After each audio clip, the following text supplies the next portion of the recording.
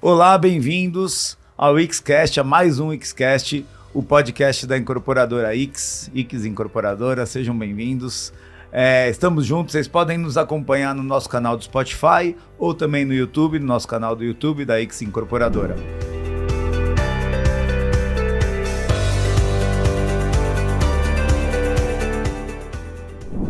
Bom, relembrando aqui, nossa ideia é trazer informações de dentro de casa, contar um pouquinho mais da X Incorporadora, mas principalmente tentar ajudar trazendo convidados, pessoas especialistas do mercado imobiliário em diferentes áreas, área financeira, em projetos, arquitetos e tudo mais, para ajudar o consumidor, para ajudar o comprador na jornada do cliente.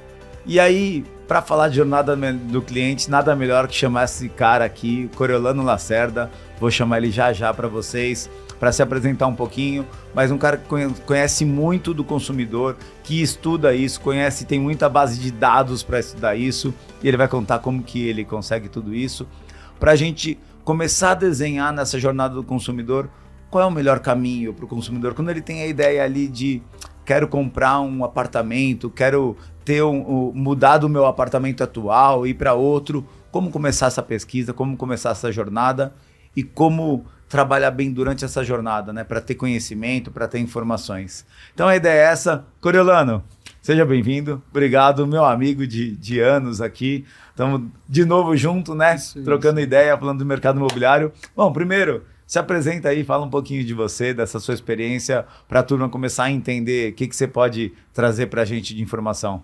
Pô, maravilha, Caio. Obrigado pelo convite, né? Bater esse papo, falar sobre o mercado imobiliário é uma grande paixão. E ainda mais, né, nesse projeto da X, a gente se conhece há muito tempo, né? Você sabe que eu moro num produto que foi construído, né, pela X aí na sua história. Então é muito bom estar aqui participando disso com vocês. E quando eu digo que falar do mercado imobiliário é uma paixão, realmente é porque a minha vida profissional inteira é no mercado imobiliário, trabalhando com dados, com pesquisa. Então a forma, né, como a gente chama isso foi mudando ao longo do tempo. Então lá em 2002, quando eu comecei, no imobiliário era pesquisa de mercado, aí mudou para inteligência de mercado, aí mudou para BI, aí hoje enfim, toda essa massa de dados que a gente tem, né? O dado sendo muito utilizado no dia a dia, então é muito bom. Bem, para os nossos ouvintes, né? Eu sou Coriolano Lacerda, todo mundo me chama de Cori, o Caio vai me chamar de Cori aqui várias vezes, porque se falar Coriolano, meu pai se materializa aqui do lado e vai participar do papo com a gente. Nem sei falar Coriolano, quem é Coriolano? E vai participar aqui com a gente. Bom, como eu falei, trabalho há 20 anos no mercado imobiliário, né, com pesquisa, inteligência, basicamente com dado aplicado para as incorporadoras, para as imobiliárias, muito entender, né, o comportamento do consumidor, a demanda do consumidor, para que a gente tenha projetos, né, mais assertivos. Então, passei por imobiliárias, passei por incorporadoras e há 4 anos eu estou na DataZap. Né? A DataZap é o braço de inteligência do Zap, né, do portal Zap Imóvel, e faz parte do grupo OLX. Né? Então lá basicamente a gente atua junto aos players imobiliários, né, os agentes imobiliários, e aí o mais misto possível, então imobiliária, incorporadora, os agentes financeiros, os bancos, com esse intuito, né, de entregar informação para que a gente tenha projetos mais assertivos, que isso interfira nas dinâmicas das cidades, né? Das expansões das cidades e assim por diante. Bom, Cori, vou até aproveitar então essa deixa, né? Que você trouxe aí de dados, sua experiência, conhece nada do mercado, né? Conhece nada de inteligência de mercado, até, lembrando, né? Eu comecei minha vida tocando na área comercial, estou há 16 anos no mercado imobiliário. No mercado imobiliário abracei marketing e hoje trabalho também com inteligência de mercado na X. E aí, aproveitando essa deixa do que você trouxe, lá na abertura, no primeiro episódio com o Augusto, eu comentei, ele também comentou muito, a gente falou um pouquinho da mudança da marca, né, da onde surgiu a X, o porquê, que foi uma mudança de posicionamento nossa, focado na experiência do cliente. Então, X é focado na experiência do cliente. E aí, tudo que a gente vem construindo, saiu, inclusive, a criação do podcast por isso, porque a gente entendeu que a experiência do cliente não é boa no mercado imobiliário de uma maneira geral, né? Obviamente que tem muitas incorporadoras que entregam uma experiência legal, tem imobiliárias que entregam uma experiência legal, Mas ainda assim, no contexto total, né, na jornada inteira, de quando ele começa a pesquisar, até o fechamento, até ter a chave. E aí, quando eu falei isso, eu até comentei, foi uma pesquisa nossa, não sei se você lembra, lá atrás, no DataZap, né, na LX, era Grupo Zap ainda, né? Que a nota do cliente de 0 a 10 do consumidor, para a jornada dele, que dura 5 anos, era 3. Né? Então, uma nota horrível. E aí, pegando isso, né, nessa buscando como que a gente orienta, como que a gente direciona esse consumidor para que a jornada dele seja mais leve, seja mais prazerosa. E a gente está falando aqui da principal aquisição que uma pessoa pode ter, né? Que é uma moradia, um apartamento, uma casa, um imóvel, exatamente. Então, assim, pensando nisso e querendo construir toda essa experiência que a gente está buscando, te faço a primeira pergunta aqui. O que você diria para um consumidor que, agora, nesse momento, ele quer dar o start na busca da moradia dele? Então, ou vamos dizer que é um casal que vai se casar e quer morar, ou uma pessoa que está querendo mudar de casa, mora com os pais e quer mudar, ou mora de aluguel e quer ir para um apartamento, para uma casa própria. Como ele consegue, e vamos partir do princípio que 95% das pessoas não conhecem a fundo o mercado imobiliário, né? Então, como que você orientaria ele a começar essa pesquisa? Para que ele começasse já bem, com o pé direito, conseguindo buscar informações consolidadas, sólidas? Acho que é um ponto interessante essa questão da jornada, né? E até esse contexto que você trouxe, que as pessoas avaliam muito mal a jornada. Eu vou rabiscando aqui, que você sabe que eu tenho memória escrita, eu tenho que rabiscar. Mas a jornada, no fim, eu acho que esse start que o consumidor tem, ele começa com uma pergunta, né? Eu preciso comprar um imóvel ou eu tenho condição de comprar um imóvel? Eu acho que a gente até pode abordar mais pra frente isso, que são travas que as pessoas vão colocando por realmente não conhecer o processo.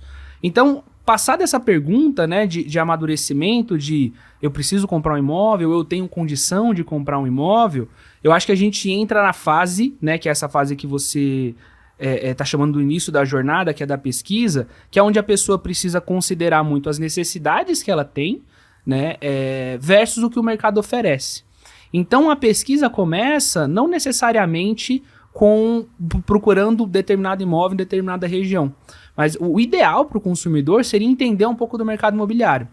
Inclusive, acho que o principal motivo para essa nota ser tão negativa, né, da jornada inteira, é o desconhecimento do processo que ele vai passar por esse período. Que não é simples, que não é simples, que não é simples. E no Brasil, não é simples esse processo. E assim, vamos ser sinceros, é super compreensível que a pessoa tenha todas essas dúvidas, né?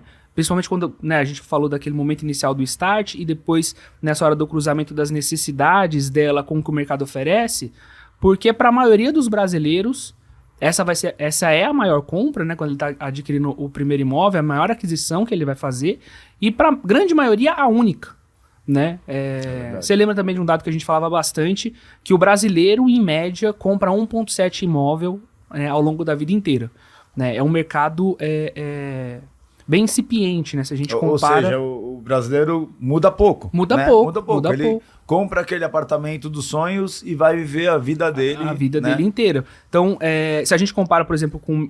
Ou seja, tem que acertar, né? Tem que acertar, tem que pesquisar para acertar. Se a gente compara, né, só a nível de comparação com o mercado americano, né, que é muito mais maduro, enfim, aí tem várias questões de crédito, etc.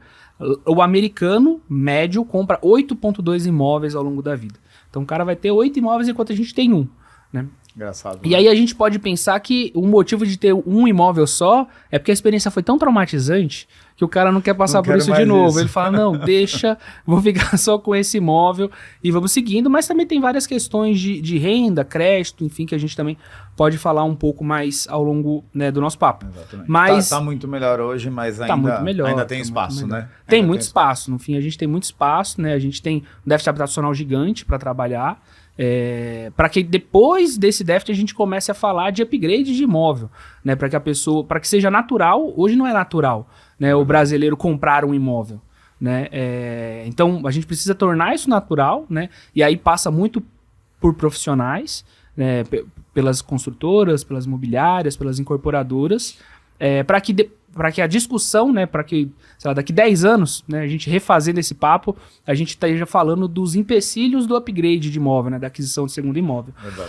Mas aí dentro desse processo, né, então a gente falou lá do ponto 1, né, o start é a dúvida. Eu preciso comprar um imóvel, vale a pena comprar um imóvel, eu tenho condição de comprar um imóvel. E qual imóvel eu tenho condição de comprar? Qual né? imóvel eu tenho Aonde condição eu de posso comprar?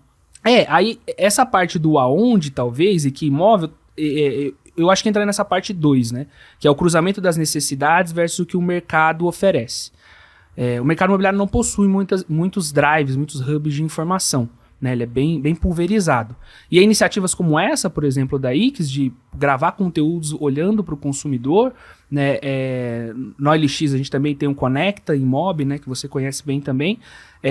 Eu sempre acho muito válido, né? Porque aqui a gente está tentando passar o máximo de informação para quando o cara for começar a pesquisar o imóvel dele, ele não abra um portal, ele não abra lá o Zap e comece a pesquisar imóvel, mas que ele procure esses conteúdos. Então ele acha aqui, né, um episódio do Xcast que faz sentido para ele, ele acha um artigo lá no Conecta, enfim. Aí a gente tem vários hubs, né, várias pessoas se propondo a isso, para ele entender um pouco da dinâmica imobiliária. E começar a direcionar mais já a pesquisa dele, né? Para que a pesquisa dele já tenha mais embasamento, né? Isso, porque aí entendendo, por exemplo, o que o mercado imobiliário oferece, entendendo, por exemplo, o que é o normal para um apartamento de 2 dormitórios, o que é o normal para um apartamento de 3 dormitórios. Essa dinâmica que a gente, depois de tantos anos de mercado imobiliário, entende bem, o consumidor não entende, né? E que ele entenda o mínimo para que ele comece a iniciar essa busca e não se frustre. Né? Porque parte de novo, da nota baixa da jornada são muitas frustrações ao longo do processo. Imagina, né? Eu não entendo nada sobre o mercado imobiliário, vou iniciar a busca por um imóvel, não entendo, né, sobre o financiamento imobiliário, sobre a compra do imóvel, e começo a pesquisar, por exemplo, regiões e tipos de produtos que estão descolados da minha realidade.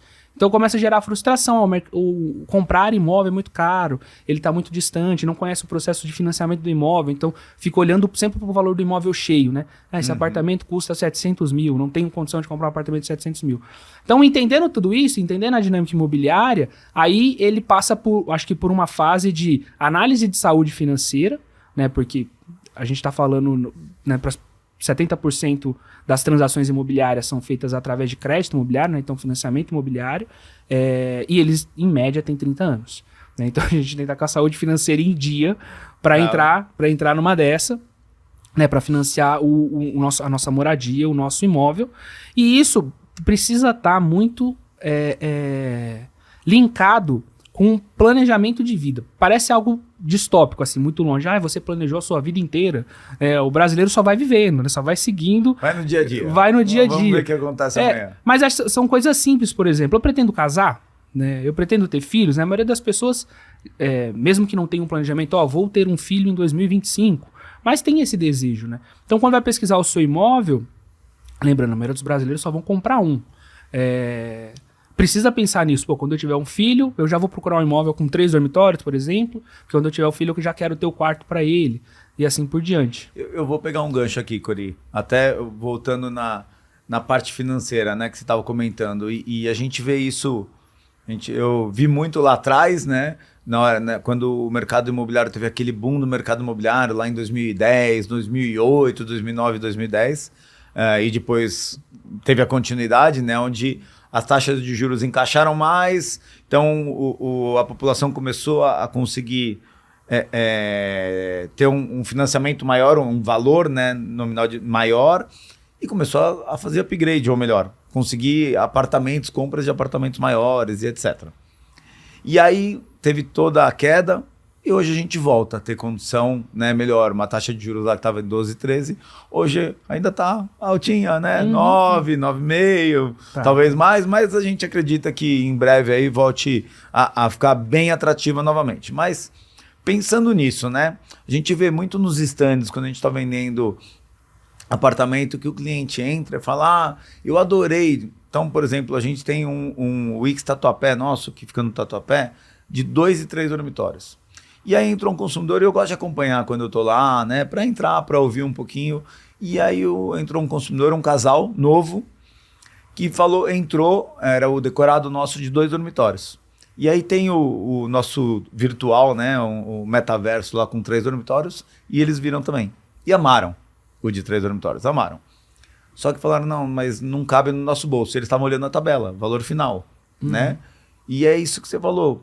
Porque na hora que o corretor sentou e começou a orientar, a entender a renda deles, começou a mostrar que não, cabe no bolso, né? Cabe no bolso. É o que você quer, e aí é muito do que você falou do planejamento. Não é o que você quer. Por que o 3 dormitórios? Não, porque a gente quer ter filho logo. Você quer ter filho logo? Então, tem total sentido. Como que a gente encaixa isso, né? E aí eu volto para você de novo. A gente, por exemplo, no Xcast, a gente vai trazer pessoas aí do mercado financeiro para orientar, né? Para como que esse consumidor faz essa conta. Como que você orientaria a ele fazer esse início dessa pesquisa, dessa identificação da necessidade dele? Então, o que ele quer, tem o desejo também, né? Tem mais que a necessidade, tem o desejo. Eu quero de 3, mas não posso. Não, você botou a barreira, você sabe que se não pode, né? Porque dá para encaixar. Mas como que você orientaria, Cori, a ele começar esse encaixe do desejo com o que ele realmente pode e começar a direcionar para as pesquisas, para ele ir ao mercado, para olhar produtos, para conhecer produtos? O que você acha o caminho melhor? Eu acho que tem um ponto de, naquela fase 1, né, que a fase 1 era da pergunta, a fase 2 que é ele entender um pouco do mercado. Acho que quando ele começar a entender o mercado, ele vai ouvir muito falar sobre crédito, a gente fala muito sobre crédito, né, no mercado. Mas acho que assim, o principal ponto, e talvez possa ser o ponto de partida para a maioria das pessoas, é que a POF, né, a Pesquisa de Orçamento Familiar, tem uma recomendação, e no fim é o que os bancos também usam na hora da concessão do crédito, é o que o seu gasto com moradia seja equivalente a 30% da sua renda. Então, tem uma renda 10 mil, vamos deixar a conta fácil. Para facilitar aí a conta. 10 mil reais, tá bom, posso assumir um financiamento imobiliário em que a parcela, né, aí a gente tem tabela prazo, tabela saque, enfim, mas assim, a parcela inicial vai precisar ser de 3 mil reais, né? Com uma parcela de 3 mil reais dentro de um fluxo de 30 anos, né? Qual o valor final do imóvel, né? Dado que eu vou, por exemplo, aí vem não é por estar muito tempo no mercado imobiliário, ter trabalhado muito tempo em incorporadora, que eu vou falar isso, mas é porque eu realmente acredito que é uma oportunidade que é a compra do produto na planta.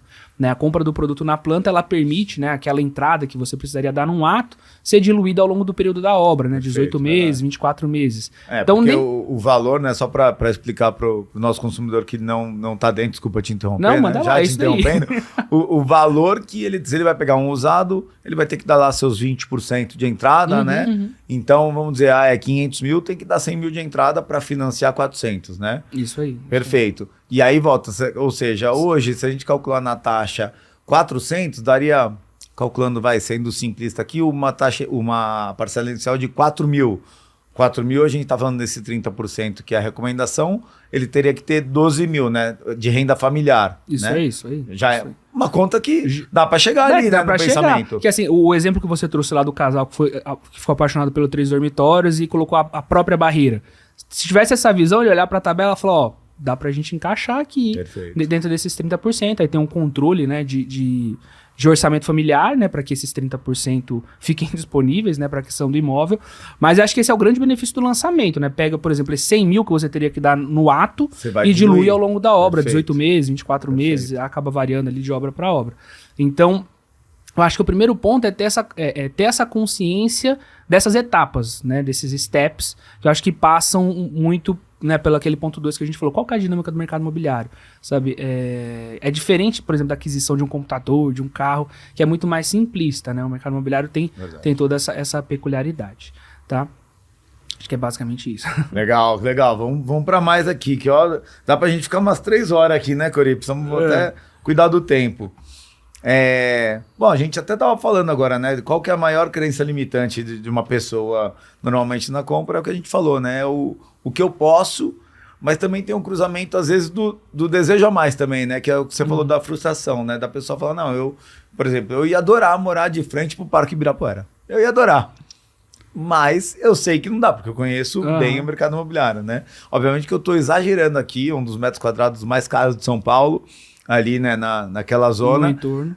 Mas tem muito disso, né? A pessoa fala, não, eu tenho 2 filhos, eu quero um apartamento de 150 metros, no bairro que ela mora atualmente, né?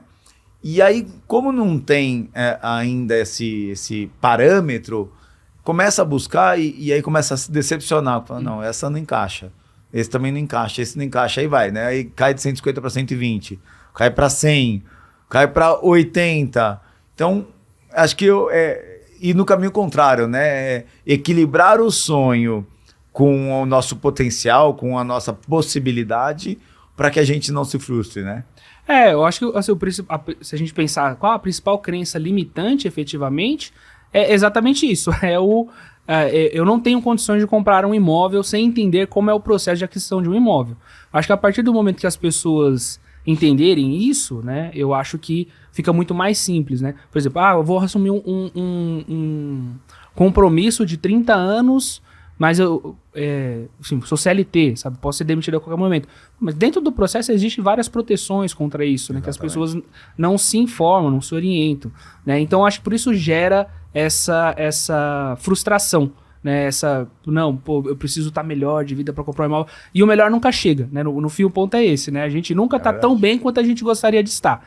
Então sempre fica nessa questão de estar muito distante. E aí eu acho que entra o ponto, né? Você trouxe no exemplo, que é olhar o valor cheio do imóvel. Olha lá pro imóvel, vê 500 mil. Pô, não tenho 500 mil, não tenho condição de ter um imóvel de 500 mil, etc.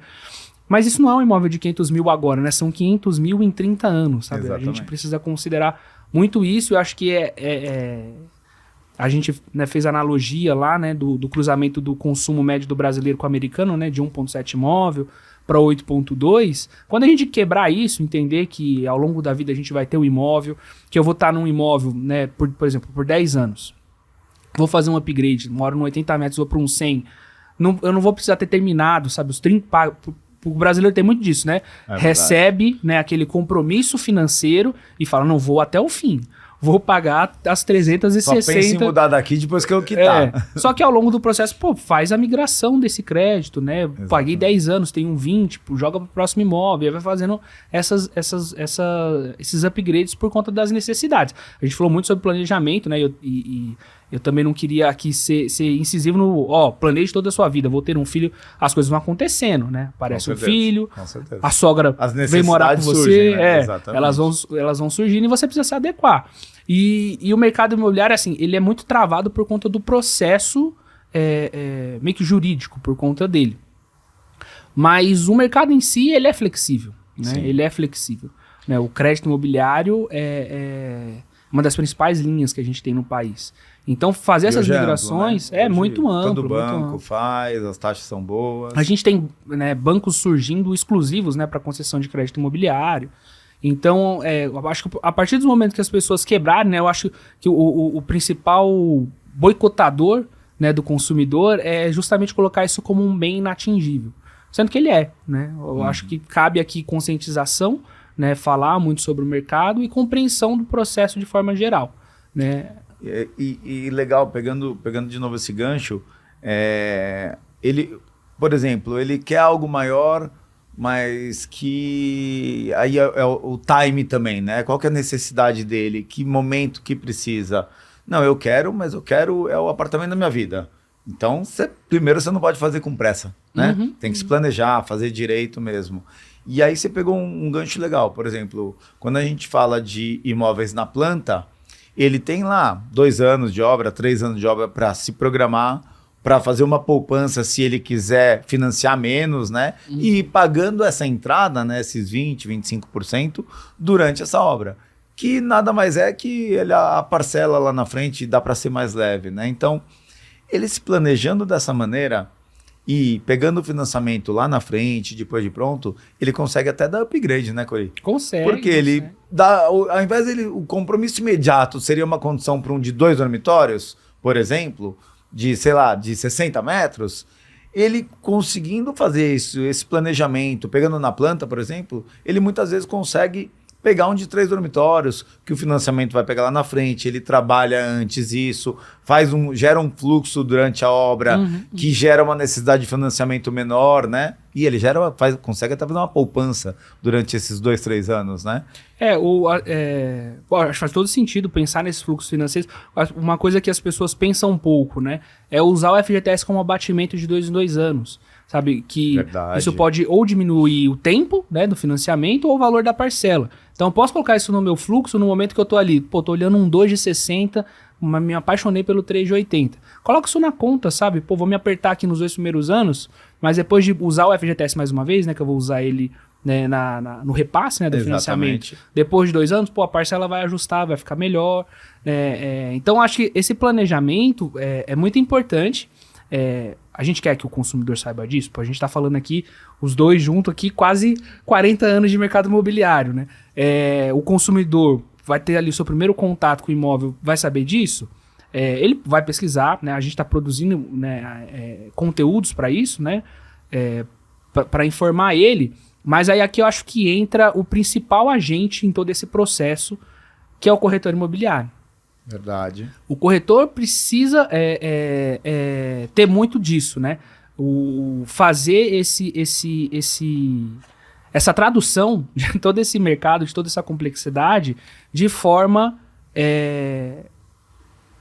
simples, né, para o cliente, para que o cliente entenda. E aí entra um ponto, né, quando a gente fala de vou pesquisar o imóvel. Você com certeza passou muito por isso. Sempre que um amigo vai comprar um imóvel, ou um parente vai comprar um imóvel, cai um WhatsApp, cai uma ligação falando, 1h30 conversando. Você conhece essa incorporadora?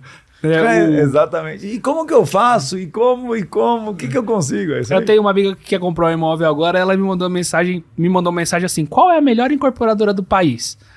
Aí na hora eu falei assim, cara, depende.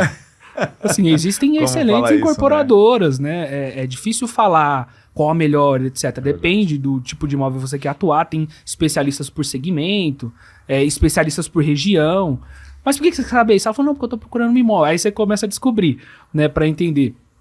E aí o corretor tem muito desse papel, né? E eu acho que... orientação, né? Da orientação, de trazer isso de uma forma simples, porque a pessoa também precisa ter confiança nele. Né? Porque, lembrando, mais uma vez, né, a gente está sendo super repetitivo, mas vai ser a principal aquisição da pessoa durante a vida. Né? A gente já fica meio atrás quando vai comprar carro, né? Pô, será que estão querendo me enganar?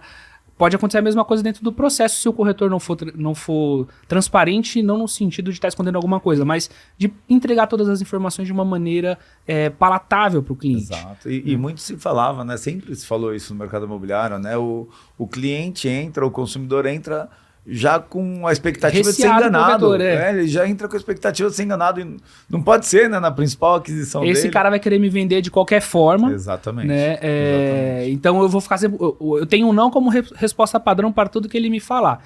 E aí, durante esse processo, precisa ser criado uma relação de confiança. Né? O corretor, ele é o especialista imobiliário. Eu costumo dizer que o corretor é o centro do mercado imobiliário. Aí as pessoas sempre ficam espantadas quando eu digo isso, porque o centro de qualquer negócio geralmente é o cliente. E no mercado imobiliário também é o cliente. Mas o corretor, ele é o centro do processo imobiliário. Porque ele atua como um agente que se relaciona com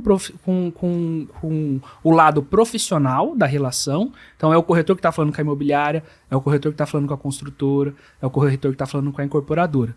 E também está entendendo aqui desses lados, do outro lado, né, do lado pessoal da relação, do consumidor, a necessidade dele, né, o que ele quer, as condições, né, porque o corretor acaba entendendo, é um casal jovem que vai casar, quer ter filho em 2 anos. Então, como encaixar na renda deles. Como encaixar na renda deles. Ele acaba sabendo um pouco da realidade familiar de todo mundo, né, porque ali na mesa o pessoal abre o coração, fala, pô, também tem que ajudar minha mãe. Tô pagando aluguel nesse momento. E aí ele vira um psicólogo ali na mesa com o cliente.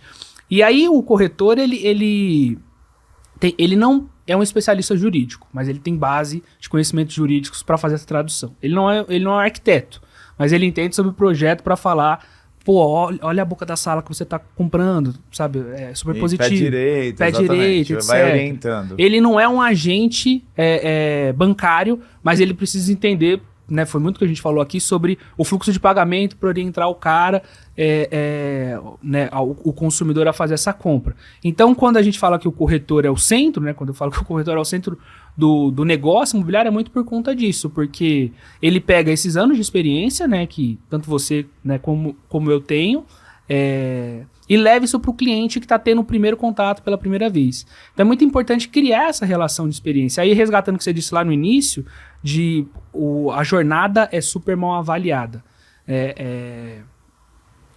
E aí a gente tem muitos excelentes corretores, né, no mercado, a gente conhece vários, mas aí também tem um corretor que quer só fazer a venda, né? Tem um corretor que só quer sentar, pega informação rápida, fala, pô, não, esse cara tá com a renda desencaixada, vai me dar um trabalhão, né? Aí a gente tem um amigo, né, que fala que trabalhar dá trabalho. É, né? Verdade, é isso aí. Vai dar um trabalhão? Não, deixa pra lá, e ele acaba focando só no que já vem encaixadinho. E acho que isso tá muito relacionado com essa nota da jornada, né? Porque a partir do momento que o corretor entender a importância dele, né, ele se vê, acho que tem um sentimento de cachorro sem dono, sabe? De o corretor, eu sou sempre o que sofre a desconfiança, né? As pessoas desconfiam um pouco da construtora, desconfiam um pouco da imobiliária, mas o corretor não, o corretor que vai me passar para trás. Quando o corretor parar de se ver assim e se ver como esse agente, né, que liga as pontas, né? Estou ligando aqui a empresa que está incorporando, construindo um imóvel com o consumidor. Eu acho que a gente vai, assim, naturalmente, né, essa experiência da jornada vai melhorar. Sim. Porque, por exemplo, o mercado imobiliário não tem régua de relacionamento de pós-venda. Né? Aí nesses não anos... Não tinha. Não tinha. Hoje já temos, né? Mas isso. Assim, não tem com o corretor, né? Com a equipe. Obviamente você vê as incorporadoras fazendo. Nós temos hoje, né, a régua, tem o aplicativo da X para atender, para acompanhar o cliente. Porque, afinal de contas, é um relacionamento mínimo de 5 anos, sim, né? Sim. Desde a compra dele, depois o pós, a entrega, a manutenção e etc. Então, é um relacionamento necessário, mas de uma maneira geral, realmente, corretor atende, vende e vai embora. Acabou. Mas eu acho que isso tem mudado muito, né, Cori? A gente viveu isso e vale até o recado, né, para os consumidores. Se está sendo mal atendido, se não está tendo confiança, não tem problema. Pergunta para outra pessoa.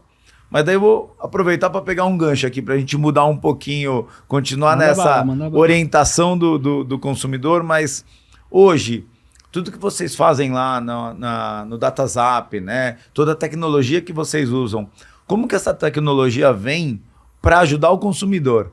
Para que ele entre, porque a gente vê, né? Lembra lá atrás na nossa pesquisa com os consumidores, eu lembro que na de 2020, acho, não me lembro agora quando foi, que o consumidor estava demorando cerca de 18 meses para tomar a decisão. 18 meses, imagina o estresse desse consumidor.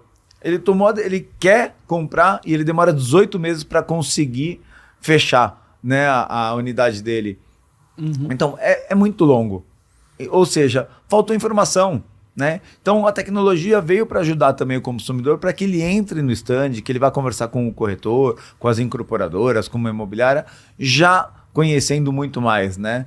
Para que a decisão seja muito mais pautada, que a conversa com o corretor ele já tenha embasamento. Como que a tecnologia vem aí? O que vocês estão usando de tecnologia e que você orienta para o consumidor? O mercado imobiliário ainda é muito incipiente, né, em tecnologia, né?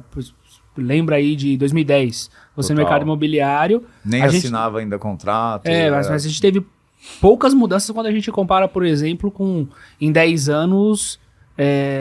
enfim, qualquer outro consumo de cadeia, né, com compra de carro, por exemplo, né, tá muito mais evoluído do que 10 anos atrás. O mercado imobiliário evoluiu, mas comparativamente evoluiu pouco. Eu acho que dentro das tecnologias, acho que as principais que vêm para ajudar, a gente tem realidade virtual, né? Legal. Enfim, o óculos lá para ver o decorado, o metaverso, enfim.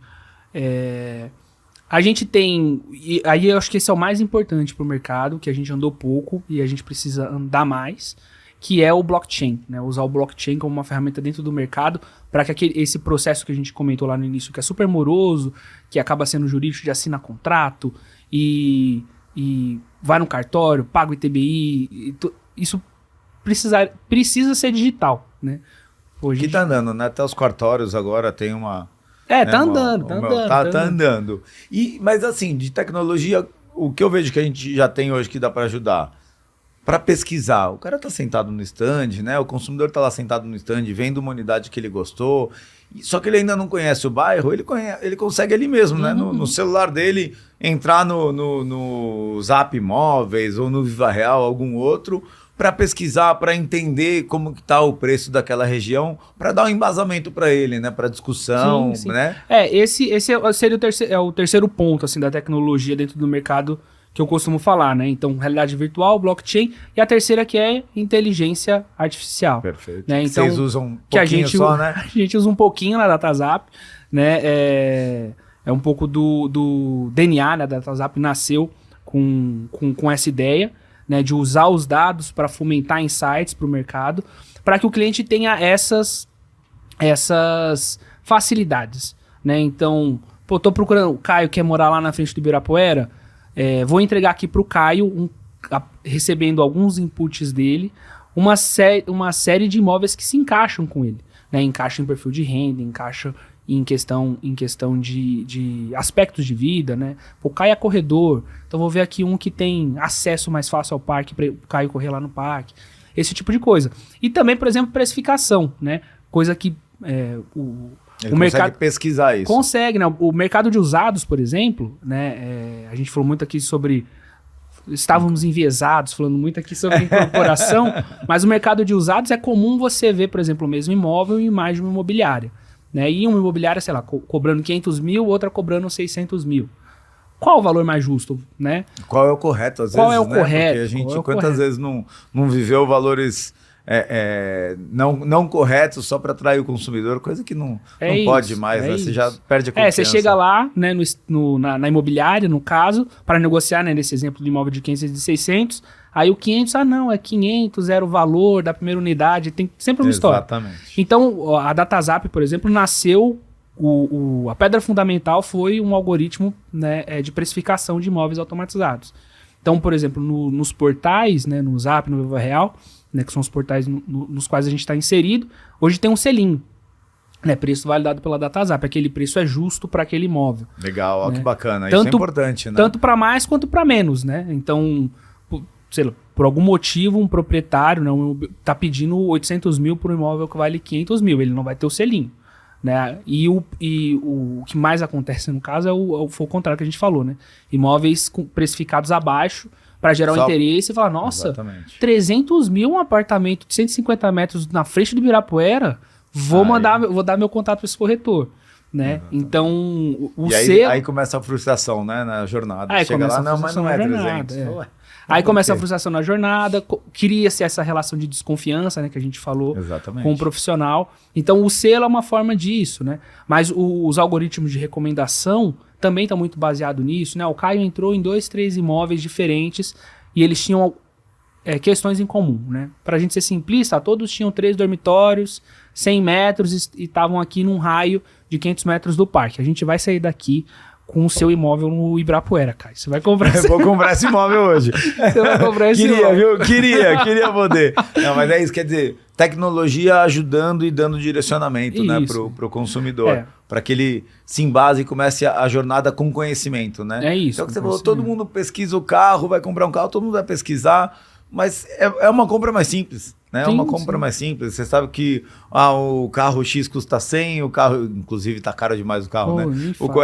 É comprar apartamento, investir, andar de Uber, porque não tem condição de comprar carro hoje. Mas bom, vamos voltar para cá. Então, tecnologia para dar esse embasamento, esse direcionamento para ele. Bom, vou finalizar aqui, que a gente está acabando, mas uma super importante, não podia pular essa. A gente abordou aqui, falou até, né, dos corretores, que são muito importantes. E aí, eu queria a sua visão,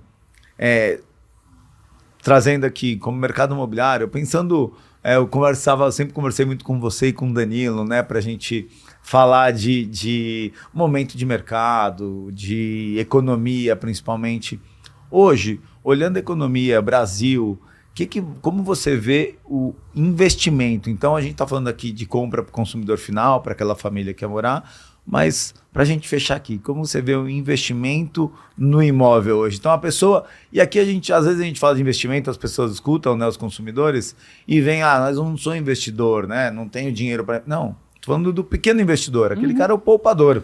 Como a gente. Exatamente, eu trabalho, sou CLT, ganho meu salário e poupo, invisto meu dinheiro, guardo dinheiro. Mas Como você vê esse investimento? Eu pegar o meu dinheiro e investir num apartamento para futuro, não para minha moradia, para investimento real, para fazer dinheiro com ele. O investimento, assim, você é um defensor eterno de que o investimento no imóvel sempre é um bom investimento.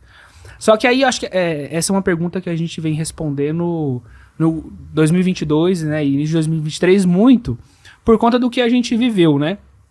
E aí você lembra bem disso, 2000, ali pós-pandemia, né, 2020, 2021, Selic super baixa, né, bateu 2 pontos, financiamento, eu, por exemplo, eu adquiri o financiamento imobiliário nessa época, 5,9, né, eu consegui, porque, enfim, tinha relacionamento com o banco, né, pelo qual financei meu imóvel, então muito baixo, e aí a gente teve uma migração de investidores de ativos, né, naturais de ativos, né, renda fixa, para o mercado imobiliário, né, por conta da baixa rentabilidade devido à baixa da Selic.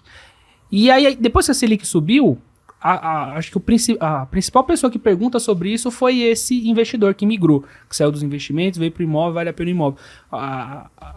O pool de investidores que sempre investiu no mercado imobiliário, eles não saíram, porque o mercado imobiliário, ele é flat, né? Ele tem uma rentabilidade, não vou falar uma rentabilidade garantida aqui, mas ele tem uma rentabilidade que ao longo prazo, que não tende a ter essas oscilações como a Selic teve, né? E aí entra um ponto, né, que aí eu quero trazer aqui para os nossos ouvintes começarem a pensar em investir em imóvel. Em todos os lugares, as contas sempre vão ser feitas de investimento com o valor que eu estou pagando pelo imóvel. Eu vou fazer um exemplo aqui de uma pessoa que vai alugar esse imóvel, tá? Alocação tradicional, né? Contratos de longo prazo, etc. Então, paguei lá 100 mil por um imóvel e eu vou alugar ele, né? E eu vou alugar esse imóvel por R$1.000. R$1.000 por mês. Então, ele tem uma rentabilidade média anual, né? Fazendo contas rápidas, de 12% ao ano, tá?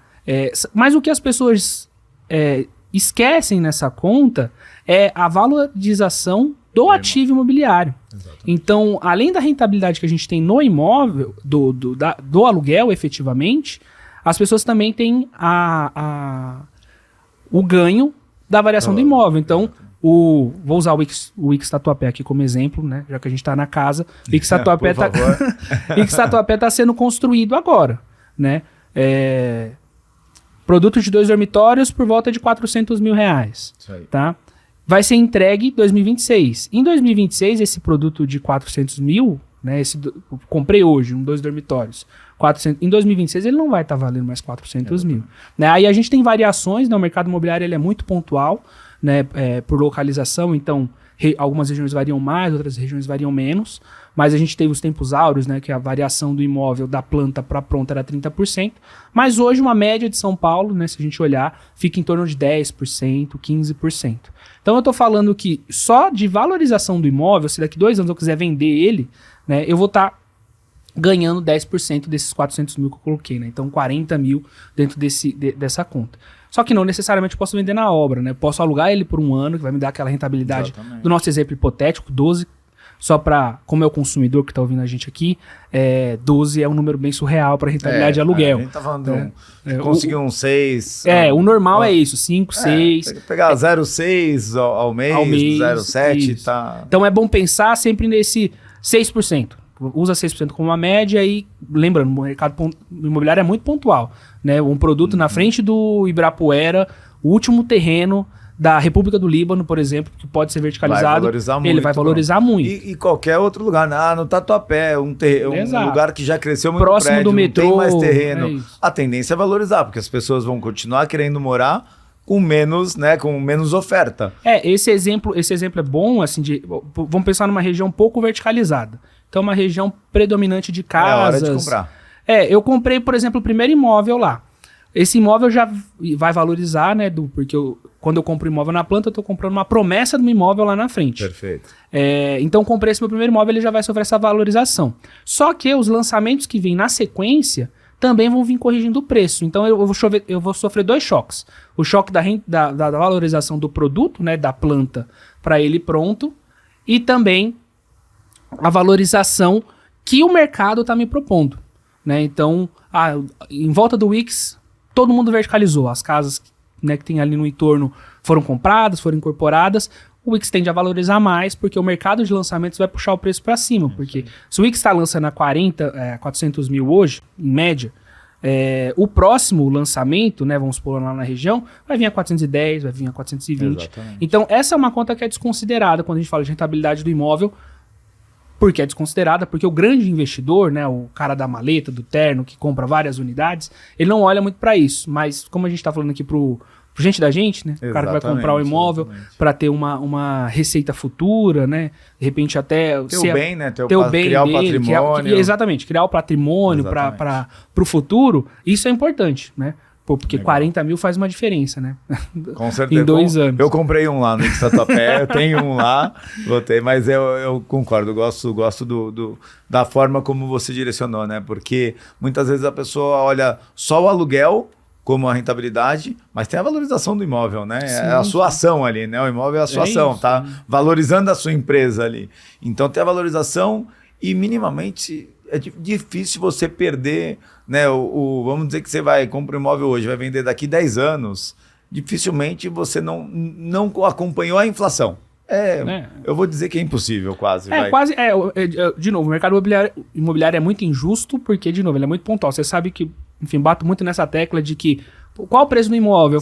Me fala uma lat long, eu vou te falar o preço dessa lat long, né, desse endereço exato.